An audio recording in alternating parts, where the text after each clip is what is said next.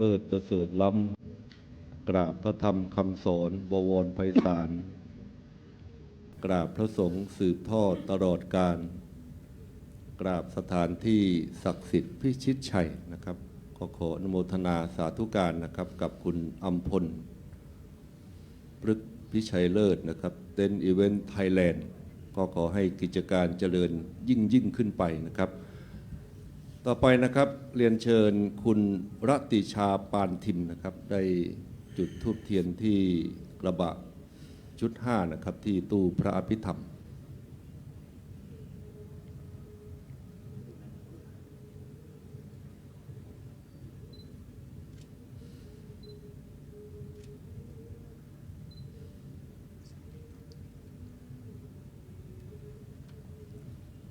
ครับท่านต่อไปนะครับขออนุญาตเรียนเชิญคุณสุชาดาจิราธิวัฒน์นะครับได้จุดธูปเทียนเครื่องทองน้อยเบื้องหน้าพระบรมฉายาลักษณ์นะครับชุดล่างนะครับขออนุญาตเรียนเชิญครับ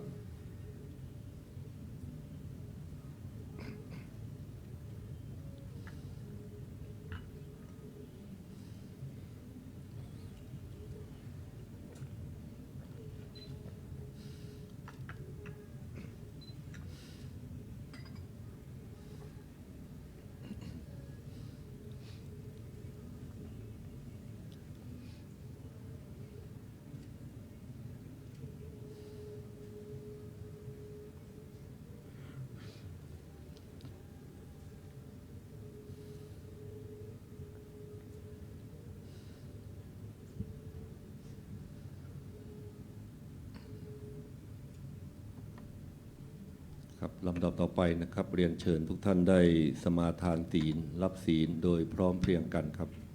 มะยังพันเตวิสุงรักนาทายะติสรเนนะสหะปัญจศีลานิยาจามะทุติยมปิมะยังพันเตวิสุงรักนาทายะติสรเนนะสหะปัญจศีลานิยาจามะตติยมปิมะยังพันเตวิสุงรักนาทายะติสรเนนะสหะปัญจศีลานิยาจามะนะโมตัสสะภะคะวะโตอะระหะโตสัมมาสัมพุทธัสสะนะโมตัสสะภะคะวะโตอะระหะโตสัมมาสัมพุทธัสสะนะโมตัสสะภะคะวะโตอะระหะโตสัมมาสัมพุทธัสสะนะโมตัสสะภะคะวะโตอะระหะโตสัมมาสัมพุทธัสสะนะโมตัสสะภะคะวะโตอะระหะโตสัมมาสัมพุทธัสสะนะโมตัสสะภะคะวะโตอะระหะโตสัมมาสัมพุทธัสสะพุทธังสรณังคัจฉามิพุทธังสรณังคัจฉามิธัมมังสรณังคัจฉามิธัมมังสรณังคัจฉามิสังฆังสรณังคัจฉามิสังฆังสรณังคัจฉามิทุติยมปิพุทธังสรณังคัจฉามิทุติยมปิพุทธังสรณังคัจฉามิทุติยมปิธัมมังสรณังคัจฉามิทุติยมปิธัมมังสรณังคัจฉามิทุติยมปิสังฆังสรณังคัจฉามิทุติยมปิสังฆังสรณังคัจฉามิตติยมปิพุทธังสรณังคัจฉามิตติยมปิพุทธังสรณังคัจฉามิตติยมปิธัมมังสรณังคัจฉามิตติยมปิธัมมังสรณังคัจฉามิตติยมปิสังฆังสร ระนังคัจฉามิ ตติยมปิสังฆังสรณังคัจฉามิ ปานาติปาตาเวระมณีสิกขาปะทังสมาธิยามิ ปานาติปาตาเวระมณีสิกขาปะทังสมาธิยามิ อาทินนาทานาเวระมณีสิกขาปะทังสมาธิยามิ อะตินนาทานาเวระมณีสิกขาปะทังสมาธิยามิ กาเมสุมิจฉาจาราเว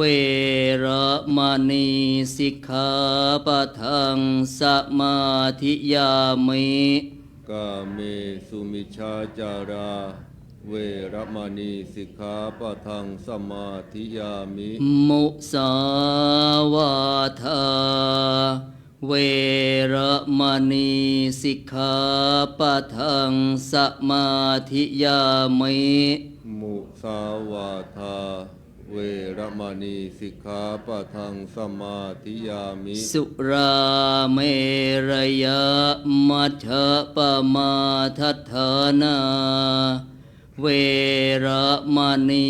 สิกขาปะทังสมาธิยามิ สุราเมรยะมัชฌะปมาทัฏฐานาเวระมณีสิกขาปะทังสมาธิยามิ อิมานิปัญจสิกขาปทานิสีเลนะสุขติงยันติสีเลนะโภ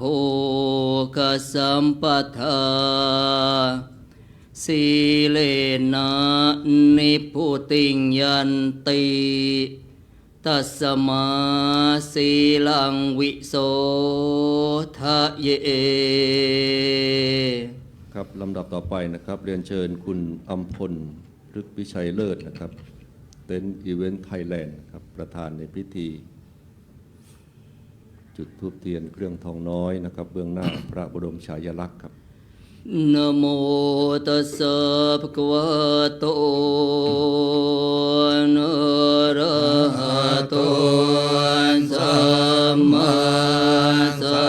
มพุทธัสสะนะโมตัสสะภะคะวะโตอะระหะโตสัมมาสัมพุทธัสสะนะโมตัสสะภะคะวะโตอะระหะโตสัมมาสัมพุทธัสสะกุศลธรรมะอกุศลธรรมะอัพยากตาธรรมะกตเมธรรมะกุศลายสมิงสมัยเยกามาวจารังกุศลังจิตตังอุปันนังโหติโสมนัสสะหกตังญาณสัมปยุตตังรูปารามนังวาสัทธารามนังวาคันธารามนังวารสารามนังวาโพธาภารามนังวาธรรมรามนังวายังวามนาราภตัสมิงสมัยเยภัสโสโหติอวิเคปวโหติเยวาปนตัสมิงสมัยเยอันเยปิอาติปติจะสมุปันนาอรูปิโนธรรมาอิเมธรรมากุศลปัญจขันธารูป ขันโทเวทนาขันโทสัญญาขันโทสังขารังขันโทวิญญาณขันโทตัณฑกตโมรูปะขันโทยังกินจิรูปังอติตานาคตปัจจุปันนังอาชาตังวาปหิตาวาโอราลิกังวาสุขุมังวาหินังวาปานิตังวายังทุเรวาสันติเกวาตเทกัจจังอภิสัญโยหิตวาอภิสังขิปิตวาอายังวัวจติรูปะขันโทสังฆโหอสังฆโหสังฆหิเตนะอสังฆหิตังอสังฆหิเตนะสังฆหิตังสังฆหิเตนะสังฆหิตังอสังฆหิเตนะอสังฆหิตังสัมปโยโควิปโยโคสัมปโยเตนะวิปโยตังวิปโยเตนะสัมปโยตังอสังฆหิตังปัญญาติโยขันธปัญญาติอายตนะปัญญาติธาตุปัญญาติสัจจปัญญาติอินทรียปัญญาติปุคละปัญญาติกิตาวตาปุคละนังปุคละปัญญาติสมัยวิมุตโตอสมัยวิมุตโตกุปะธัมโมอะกุปะธัมโมปริหานธัมโมอปริหานธัมโมเจตนาภาโพอนุรักขณาภาโพปุถุชนโนโคตรภูพโยภรโตอภโยภรโตภาภาคมโนอภาภาคมโนนิยโตอนิยโตปฏิปันนโตปะเรติโตอะระหะอะระหะตายปฏิปันโนอุคโลอุปลาปฏิสัจจิกาทปรมาเทนาติอามันตายโยสัจจิกาโตปรมาโทตโตโสปุคโลอุปลาปฏิสัจจิกาทปรมาเทนาตินาเหวังวันตาเพอาชานาหินิทหังหันจิปุคโลอุปลาปฏิสัจจิกาทปรมาเทนะเตนะวันตะเรวันตาเพโยสัจจิกาโทปรมาโทตโตโสปุคโลอุปลาปฏิสัจจิกาทปรมาเทนะติมิจฉาเกจิกุศลธรธัมมาสัพเพเตกุศลมูลาเยวาปนกุศลมูลาสัพเพเตธัมมากุศลาเยเกจิกุศลธัมมาสัพเพเตกุศลมูเลนะเอกมูลาเยวาปนกุศลมูเลนะเอกมูลาสัพเพเตธัมมากุศลาเหตุปัจจโยอารัมมณปัจจโยอธิกติปัจจโยอนันตรปัจจโยสมนันตรปัจจโยสหชาตปัจจโยอัญญมัญญปัจจโยนิสยปัจจโยอุปนิสยปัจจโย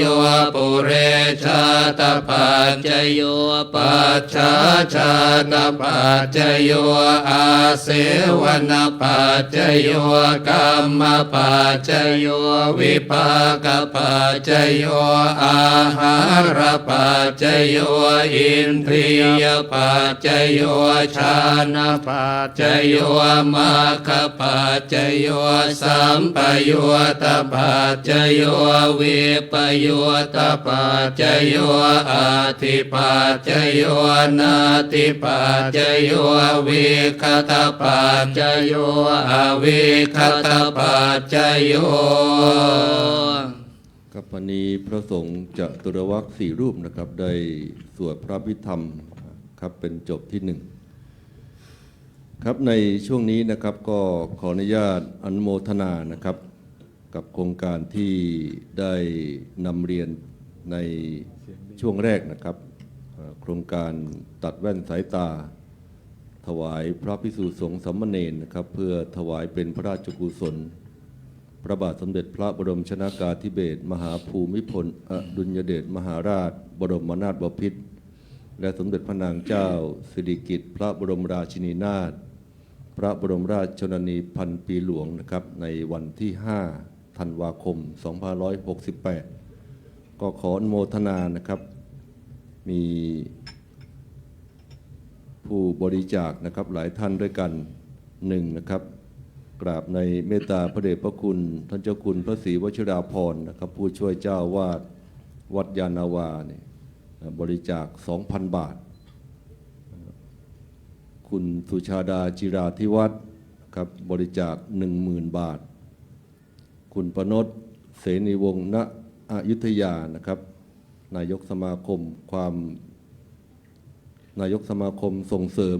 นะครับความเจริญของพระพุทธศาสนานี้บริจาคอีก 5,000 บาทคุณกฤษณะนวลทิม 5,000 บาทคุณพัชรีหลินวัฒนา 1,000 บาทคุณศศิวรรณโมริวัฒน์ 1,000 บาทคุณนิธิรีลาวันวิสุทธ์นะครับ 5,000 บาทแล้วก็พลตรีหม่อมราชวงศ์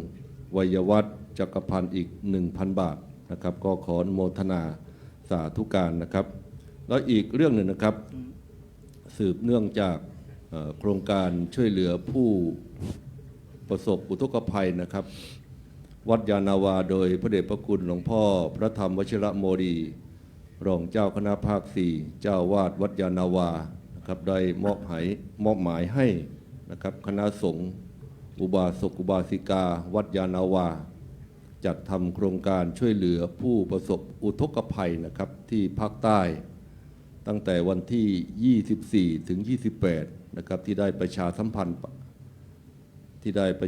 ธ์แจ้งให้ทราบนะครับในแต่ละวันให้นมัสการพระคุณเจ้าแล้วก็แจ้งให้อุบาสกอุบาสิกาได้ทราบนะครับทุกท่านได้ร่วมกันบริจาคสิ่งของและเงินสดนะครับในแต่ละวันรวมทั้งสิ้นนะครับ 52,500 บาทนะครับแล้วก็มีเงินสดคงเหลือ 7,150 บาทในการนี้เมื่อวันที่ 28 ที่ผ่านมานะครับได้มอบให้กระทรวงวัฒนธรรมนะครับนำเครื่องอุปโภคบริโภคไปมอบให้กับผู้ประสบอุทกภัยนะครับไปแล้วส่วนหนึ่งแล้วก็วันนี้นะครับคือวันที่ 29 พฤศจิกายนพระเดชพระคุณหลวงพ่อ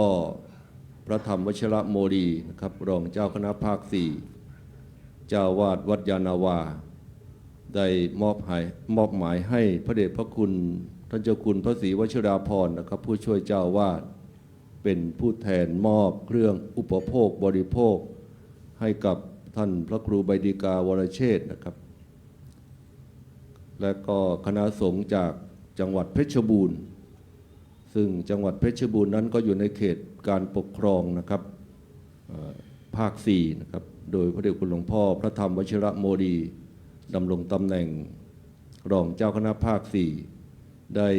มอบเงินสดส่วนที่เหลือนะครับอีกจำนวน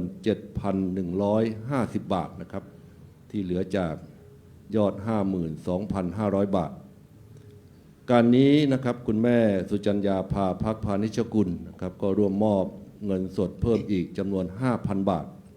เพื่อเป็นค่าใช้จ่ายในทางธุรการนะครับในระหว่างการเดินทาง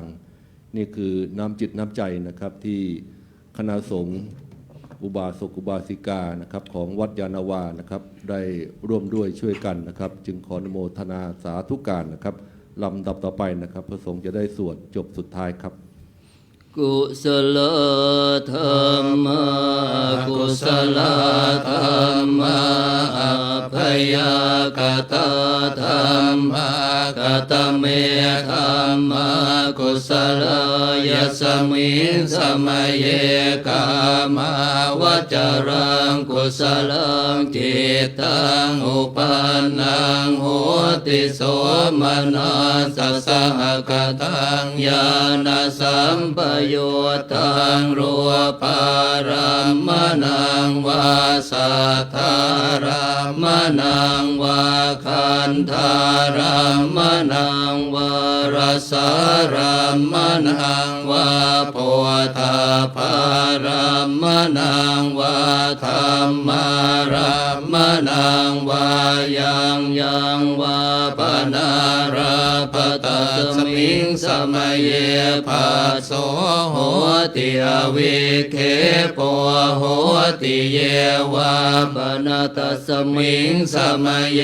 อันเยปิอาติปติจะสมุปปันนารูปิโนธรรมาอิเมธรรมากุศลปัญจขันธารูปขันโทเวทนาขันโทสัญญาขันโทสังขาราขันโทวิญญาณขันโทตาทกตโมรูปขันโท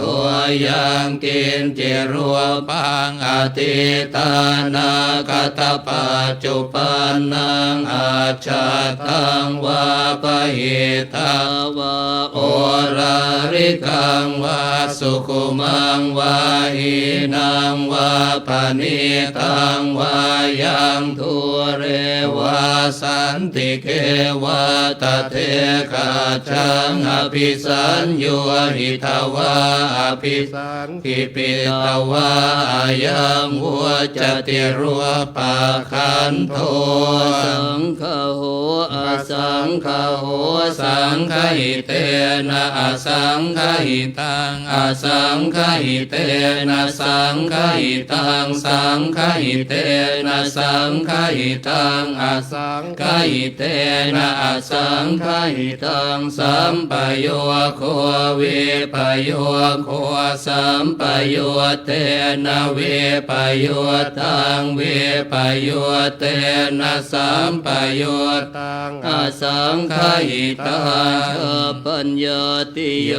ขันธปัญญาติอายตนะปัญญาติธาตุปัญญาติสัจจปัญญาติอินทรียปัญญาติปุคละปัญญาติกิตาวตาปุคละนังปุคละปัญญาติสมัยวิมุตโต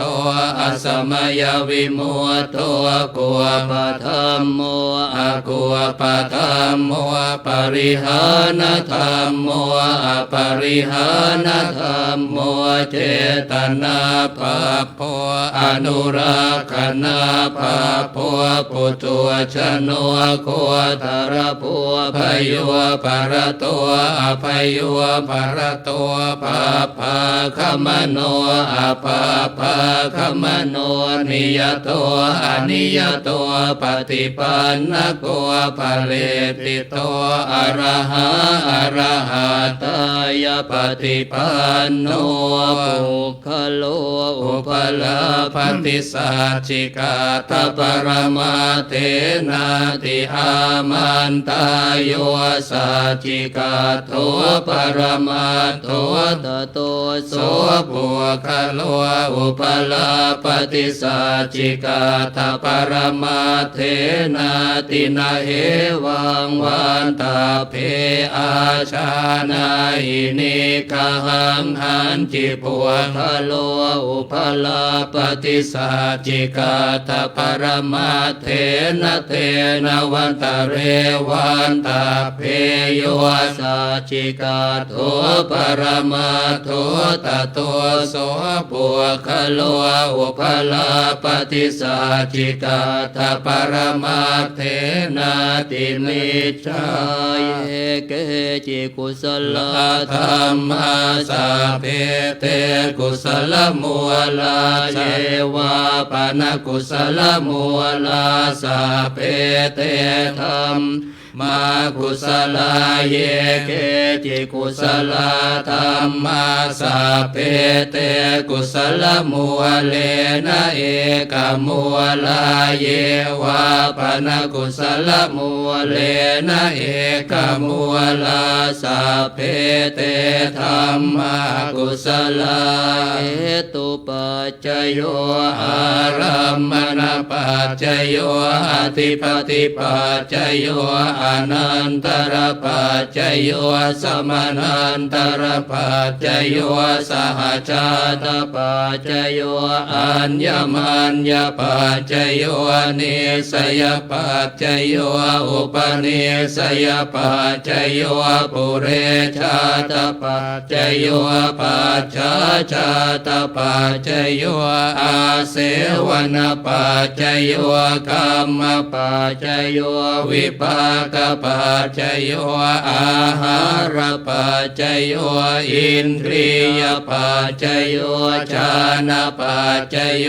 มรรคปัจจโยสัมปยุตตปัจจโยวิปยุตตปัจจโยอาทิปัจจโยนาทิปัจจโยวิคตปัจจโยอวิคตปัจจโย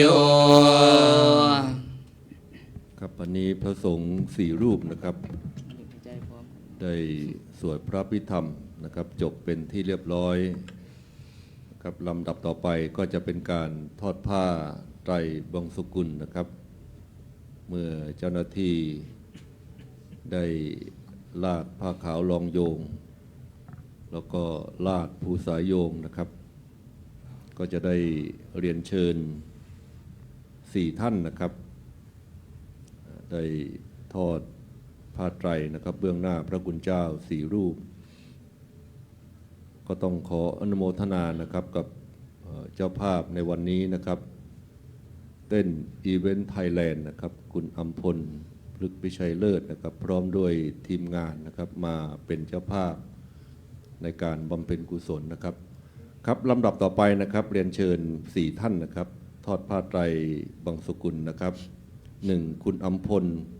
พฤกษ์พิชัยเลิศ2คุณสุชาดาจิราธิวัฒน์3คุณพัชรีหลินวัฒนาและ4คุณรัติชาปานทิมนะครับ4 ท่านเชิญครับครับเมื่อรับผ้าจากเจ้าที่นะครับก็ยืนรอสักนิดนะครับรอความพร้อมนะครับได้ทอดถวายพร้อมๆกัน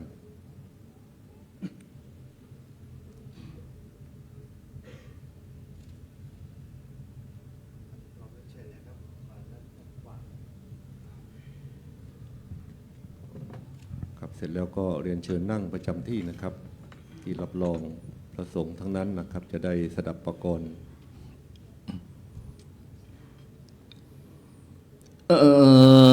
นิจจวัตสังขาราอุปาทวยธรรมิโนอุปาจิตวานิโรชันติเตสังอุปสมโมสุโข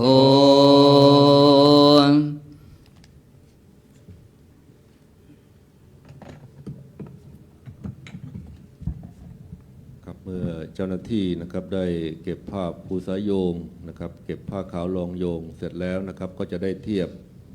เครื่องไทยธรรมนะครับอีก4 ชุดนะครับ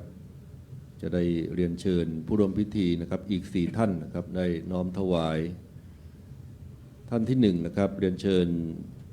คุณพี่บรรหารบุญเจริญ2คุณเล็กสง่าพงศ์ 3. คุณวรวุฒิบุญลักษ์และ 4. คุณสุนีวณิชวรนันท์นะครับทั้ง 4 ท่านนะครับขออนุญาตเรียนเชิญครับ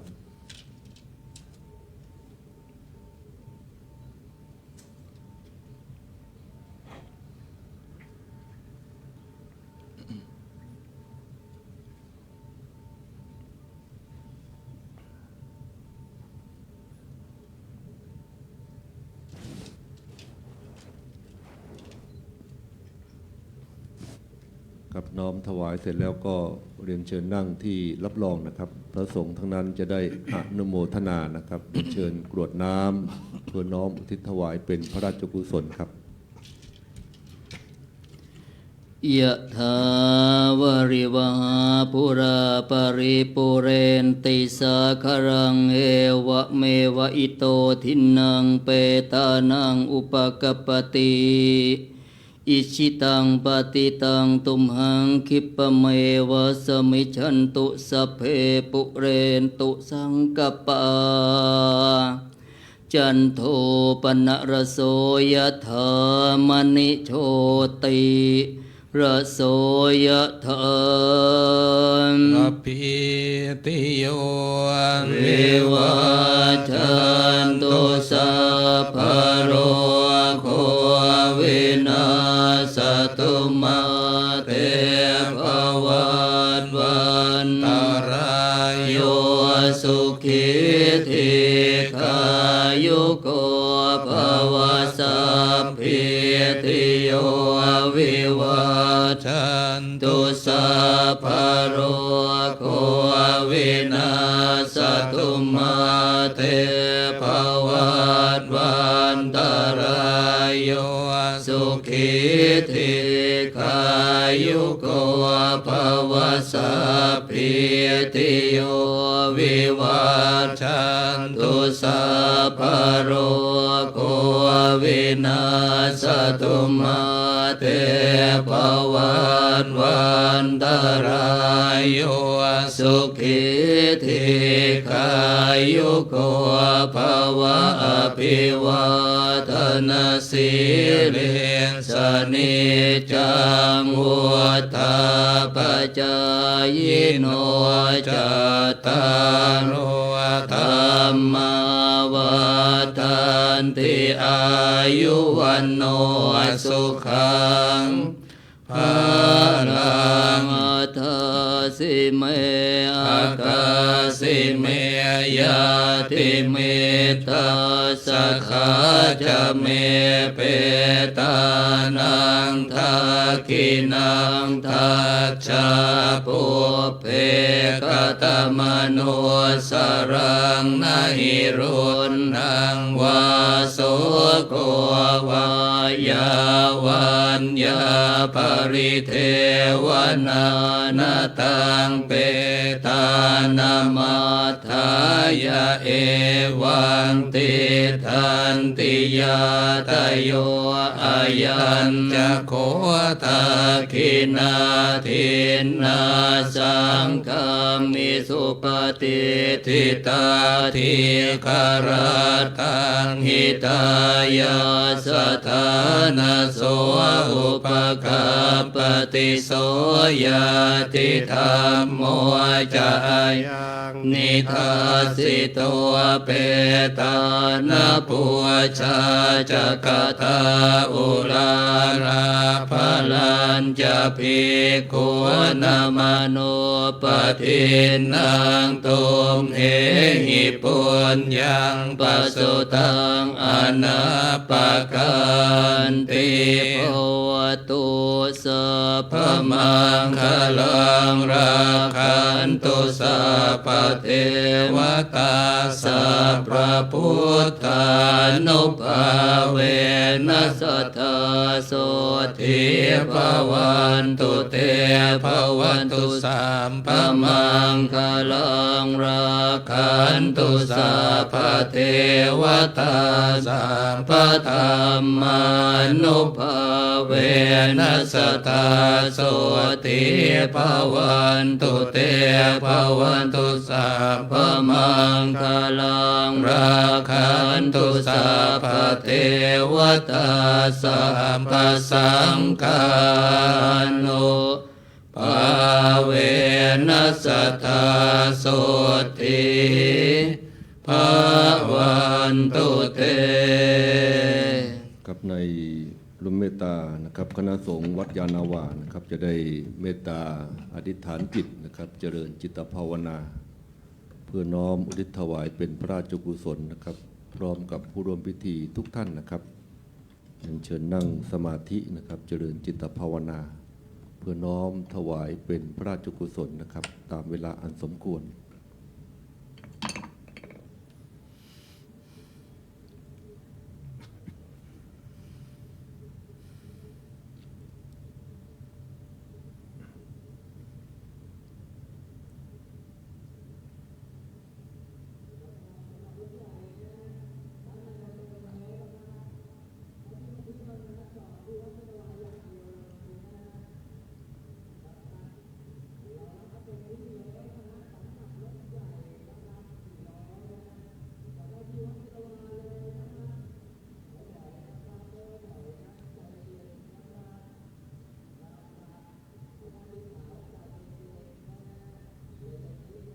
ขออธิษฐานเอาความดีเป็นที่ตั้งเป็นพลังบุญกุศลผลเลิศล่าเจริญจิตภาวนามหากุศลผลบุญใหญ่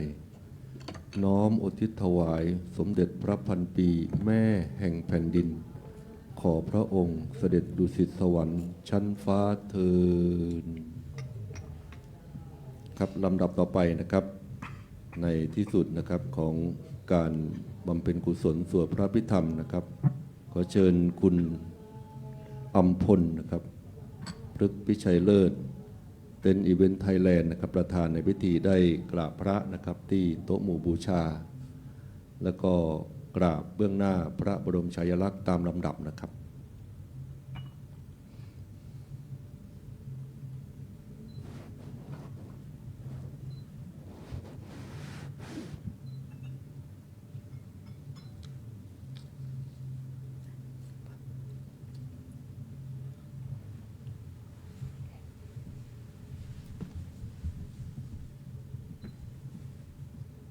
ครับสำหรับการบำเพ็ญกุศลสวดพระพิธรรมนะครับในคืนวันที่ 29 พฤศจิกายน 2568 นะครับซึ่งถือว่าเป็นครั้งที่ 34 ที่คณะสงฆ์อุบาสกอุบาสิกา